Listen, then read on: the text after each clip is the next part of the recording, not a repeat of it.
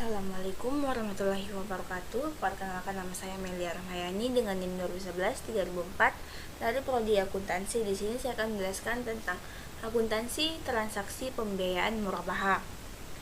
Yang pertama itu tentang definisi dan penggunaan. Murabaha itu adalah akad jual beli barang dengan harga jual sebesar biaya perolehan ditambah keuntungan yang disepakati, dan penjual harus mengungkapkan biaya perolehan barang tersebut kepada pembeli. Definisi ini menunjukkan bahwa transaksi murabaha tidak harus dalam bentuk pembayaran tangguh, melainkan dapat juga dalam bentuk tunai setelah menerima barang, ditangguhkan dengan mencicil setelah menerima barang, ataupun ditangguhkan dengan membayar sekaligus di kemudian hari.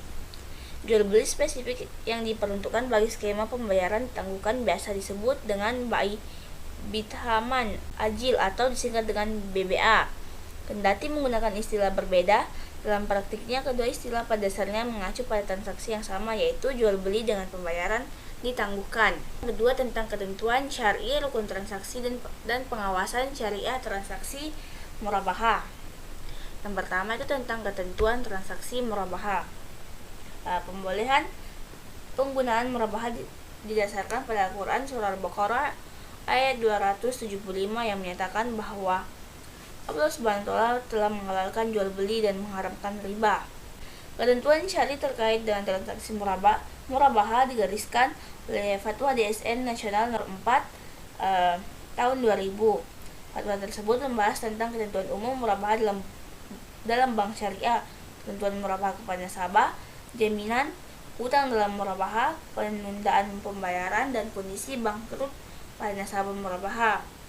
Terus ada rukun transaksi murabaha.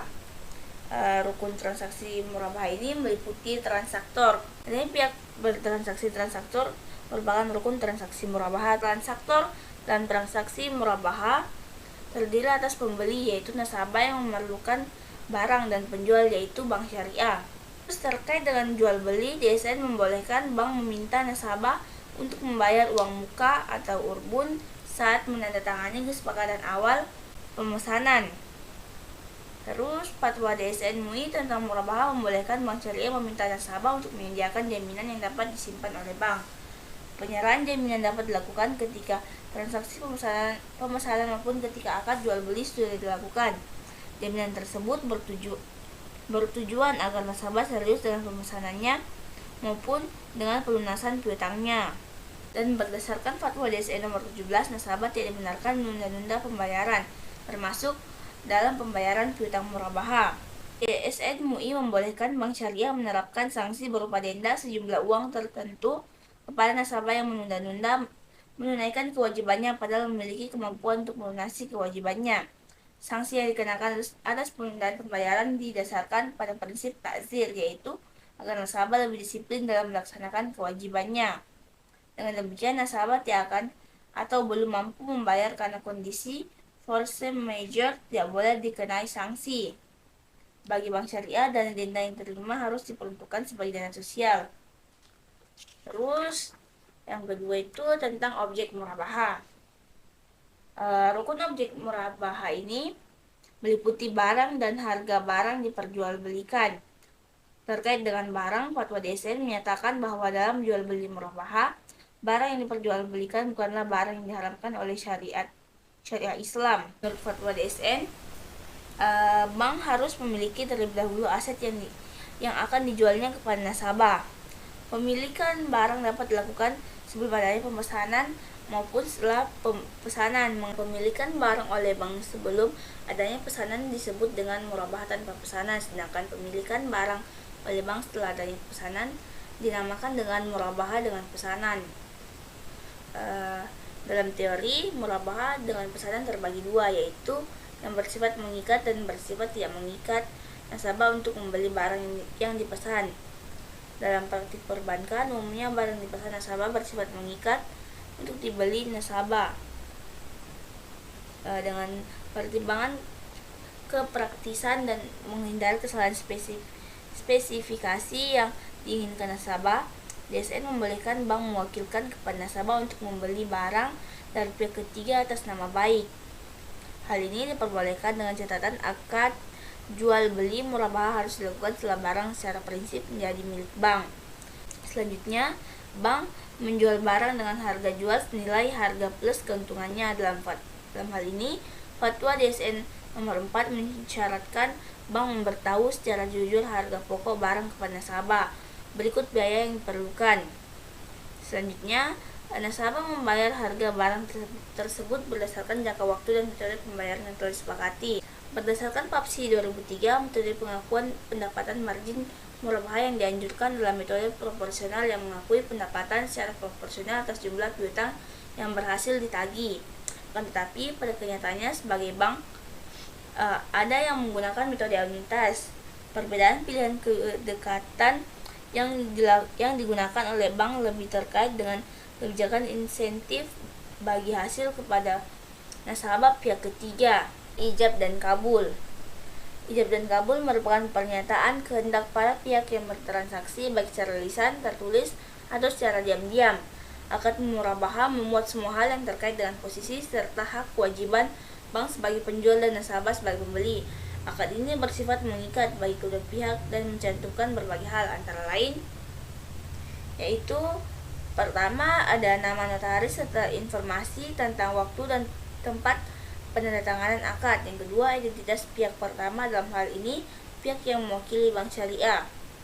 Yang ketiga, identitas pihak kedua, dalam hal ini nasabah yang akan membeli barang dengan didampingi oleh suami atau istri yang bersangkutan sebagai ahli waris. Yang keempat, bentuk akad beserta penjelasan akad. Beberapa hal yang terkait tentang akad murabahah ini adalah definisi perjanjian pembelian murabahah syariah, barang, pemasok, pembiayaan,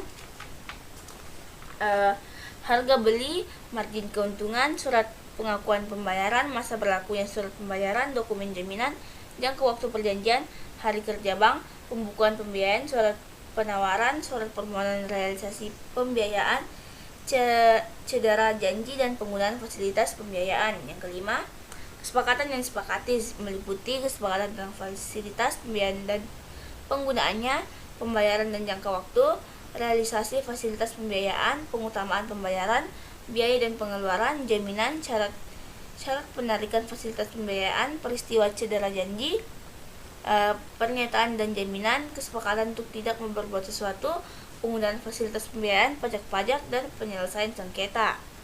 Adapun untuk pengawasan syariat transaksi murabahah, untuk memastikan kesesuaian praktik jual beli murabahah yang dilakukan bank syariah dengan ketentuan syariah yang ditetapkan oleh DSN, Dewan Pengawas Syariah atau DPS biasanya melakukan pengawasan secara periodik. Pengawasan tersebut dilaksanakan berdasarkan surat edaran Bank Indonesia nomor 8/19/DPBS tahun 2006 tentang pedoman pengawasan syariah dan tata cara pelaporan hasil pengawasan bagi Dewan Pengawas Syariah berupa yang pertama itu memastikan barang yang diperjualbelikan tidak diharamkan oleh syariah Islam. Kedua, memastikan bank menjual barang tersebut kepada nasabah dengan harga jual senilai harga beli plus margin. Dalam hal nasabah membiayai sebagian dari harta barang tersebut, maka akan mengurangi tagihan bank kepada nasabah. Yang ketiga, meneliti apakah akad wakalah telah dibuat oleh bank secara terpisah dari akad murabahah. Apabila bank hendak mewakilkan kepada nasabah untuk membeli barang tersebut dari pihak ketiga. Yang keempat, meneliti pembiayaan berdasarkan prinsip murabahah dilakukan setelah adanya permohonan nasabah dan perjanjian pembelian suatu barang atau aset kepada bank. Baiklah, selanjutnya yaitu tentang alur transaksi murabahah. Yang pertama dimulai dari pengajuan pembelian barang oleh nasabah. Pada saat itu, nasabah menegosiasikan harga barang, margin, jangka waktu pembayaran, dan besar angsuran per bulan. Yang kedua, bank sebagai penjual selanjutnya mempelajari kemampuan nasabah dalam membayar piutang murabahah. Apabila rencana pembelian barang tersebut disepakati oleh kedua belah pihak, maka dibuatlah akad murabahah. Yang ketiga, setelah akad disepakati pada murabahah dengan pesanan, bank selanjutnya melakukan pembelian barang kepada pemasok. Akan tetapi, Pada murabahah tanpa pesanan, bank dapat langsung menyerahkan barang kepada nasabah karena telah memilikinya terlebih dahulu. Yang keempat, barang yang diinginkan oleh pembeli selanjutnya diantar oleh pemasok kepada nasabah pembeli. Yang kelima, setelah penerima barang, nasabah pembeli selanjutnya membayar kepada bank.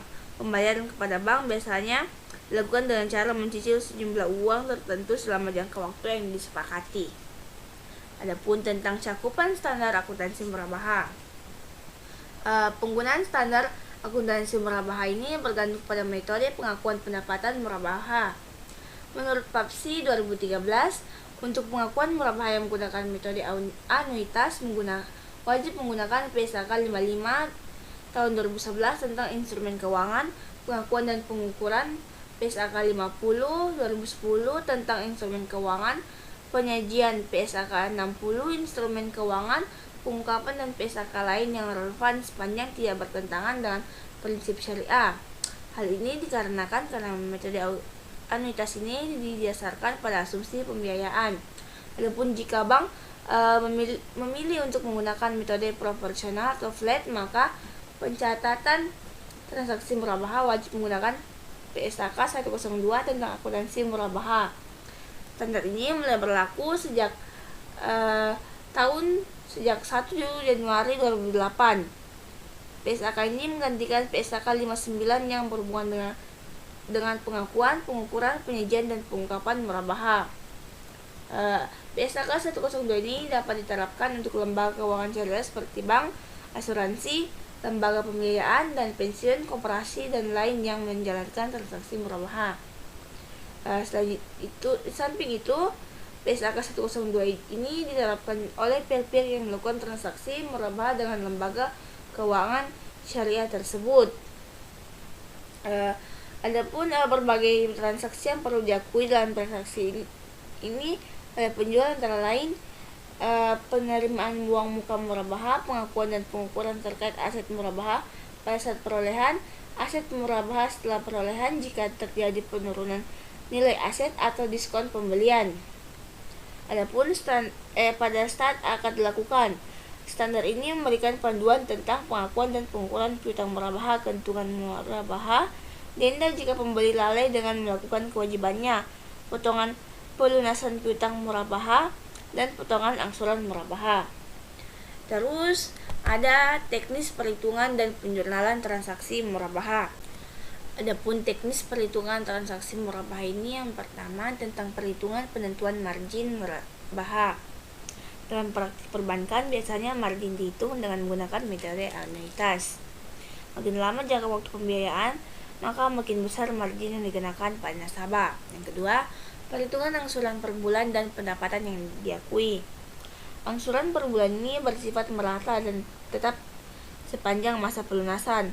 Perhitungan angsuran dapat dilakukan dengan rumus angsuran per bulan sama dengan total piutang dikurang uang muka dibagi dengan jumlah bulan pelunasan.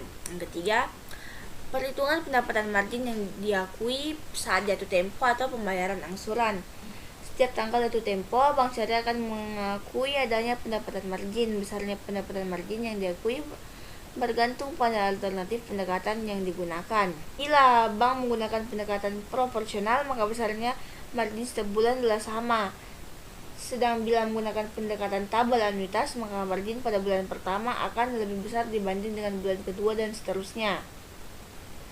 Terus, adapun tentang akuntansi transaksi murabahah. Yang pertama itu saat negosiasi. Pada waktu negosiasi, bank syariah tidak melakukan jurnal apapun mengikat negosiasi tersebut belum memiliki implikasi terhadap posisi keuangan bank syariah. Yang kedua, pengakuan uang muka. Berdasarkan PSAK 102 disebutkan bahwa uang muka diakui sebagai uang muka pembelian sebesar jumlah yang diterima. Dalam praktik perbankan terdapat 3 macam alternatif mekanisme perlakuan uang muka. Pertama, dengan mendebit langsung uang muka yang disepakati tersebut. Kedua, memblokir rekening nasabah sebesar nilai yang disepakati. Dan yang ketiga, uang muka dipegang dan dibayar langsung oleh nasabah kepada pemasok. Terus ada pembelian barang pesanan. Pembelian barang pesan ini dapat dilakukan dengan dua alternatif, yaitu bank membeli sendiri barang yang dipesan dan bank mewakilkan kepada nasabah pembeli membeli barang yang dipesan atas nama bank syariah. Terus saat akad murabahah tidak jadi disepakati. Dalam PSAK 102 disebutkan bahwa murabahah berdasarkan pesanan dapat bersifat mengikat atau tidak mengikat untuk pembelian barang yang dipesannya. Hal ini menunjukkan jika kontrak murabahah tersebut tidak mengikat pembeli untuk membeli barang yang dipesan, maka pembeli dapat membatalkan pembeliannya. Terus saat akad murabahah disepakati. Saat akad murabahah disepakati, terdapat beberapa transaksi yang perlu dicatat, yaitu penjualan murabahah oleh bank kedua, pengakuan uang muka sebagai bagian pelunasan piutang murabahah, dan pengakuan pendapatan administrasi dan penerimaan lain atas biaya yang dibebankan kepada nasabah pembiayaan. Terus pembayaran angsuran dan pengakuan keuntungan murabahah. Pengakuan keuntungan murabahah ini dibedakan berdasarkan waktu pelunasan piutang murabahah, yaitu dalam masa 1 tahun atau lebih jika murabahah dilakukan secara tunai atau tangguh yang tidak melebihi 1 tahun, maka keuntungan murabahah dilakukan secara tunai. Jika murabahah dilakukan dengan transaksi tangguh lebih dari 1 tahun, terdapat beberapa alternatif metode pengakuan yang sesuai dengan karakteristik, risiko, dan upaya transaksi murabahah. Terus ada variasi dalam transaksi murabahah. Dalam variasi dalam transaksi murabahah ini, yang pertama, variasi dalam kebijakan uang muka. Dalam praktik perbankan terdapat 3 macam alternatif mekanisme perlakuan uang muka.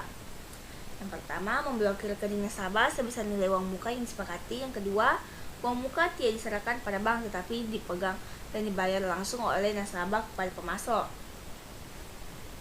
Terus tentang variasi dalam pencatatan urbun sebagai bagian pelunasan murabahah. Pengakuan uang muka sebagai bagian pelunasan piutang murabahah ya dilakukan sesuai dengan metode pencatatan uang muka sebelum akad murabahah disepakati, yaitu alternatif 1, jika uang muka didebit langsung dari rekening sebesar yang disepakati, dan alternatif 2, jika rekening diblokir sebesar uang muka yang disepakati. Alternatif 3, jika uang muka dipegang dan dibayarkan sendiri oleh nasabah kepada pemasok. Terus yang ketiga, tentang variasi dalam pengakuan pendapatan margin. Dalam hal ini ada 2 alternatif lain, yaitu pengakuan pada saat penyerahan aset murabahah dan pengakuan pada saat piutang murabahah berhasil ditagih. Adapun untuk penyajian transaksi murabahah di laporan keuangan, berdasarkan PAPSI 2013 terdapat beberapa akun terkait pembiayaan murabahah yang relevan untuk disajikan dalam laporan keuangan. Yang pertama, uang muka murabahah dari pembeli disajikan sebagai liabilitas lainnya. Yang kedua, tagihan kepada nasabah atas pembatalan transaksi murabahah di mana uang muka nasabah lebih kecil dari beban real yang dikeluarkan nasabah disajikan sebagai piutang qadar. Yang ketiga, piutang murabahah disajikan sebesar saldo pembiayaan murabahah nasabah kepada bank. Yang keempat, margin murabahah ditangguhkan disajikan sebagai pos lawan piutang murabahah. Yang kelima, beban potongan pelunasan atau angsuran murabahah sebagai pos lawan pendapatan margin murabahah. Yang keenam, dalam hal bank menggunakan metode proporsional, pendapatan dan beban yang terkait langsung dengan transaksi murabahah yang belum diamortisasi disajikan sebagai liabilitas lainnya dan aset lainnya. Yang ketujuh, pendapatan margin murabahah yang akan diterima disajikan sebagai bagian dari aset lainnya pada saat nasabah tergolong performing. Sedangkan apabila nasabah tergolong non-performing, maka pendapatan margin murabahah yang akan diterima disajikan pada rekening administratif. Yang kedelapan, cadangan kerugian penurunan nilai murabahah disajikan sebagai pos lawan piutang murabahah. Yang kesembilan, denda atau taksir disajikan sebagai komponen dari sumber dana kebajikan atau kadrul hasan. Dan yang terakhir, tentang pengungkapan transaksi murabahah. Berdasarkan PAPSI 2013, ada hal-hal yang harus diungkapkan terkait transaksi pembiayaan dengan skema murabahah, antara lain rincian piutang murabahah berdasarkan jumlah waktu, jenis valuta, kualitas piutang, jenis penggunaan, sektor ekonomi, dan cadangan kerugian penurunan nilai. Yang kedua, jumlah piutang murah yang diberikan kepada pihak yang berelasi. Yang ketiga, kebijakan dan metode akuntansi untuk pengakuan pendapatan, cadangan kerugian penurunan nilai, penghapusan dan penanganan piutang murabah yang bermasalah. Yang keempat, besarnya piutang murabah baik yang dibebani sendiri oleh bank maupun secara bersama-sama dengan pihak lain sebesar bagian pembiayaan bank. Mungkin itu saja yang dapat saya sampaikan. Kurang dan lebihnya mohon dimaafkan. Billahi fisabilillah, fastabikul khairat. Assalamualaikum warahmatullahi wabarakatuh.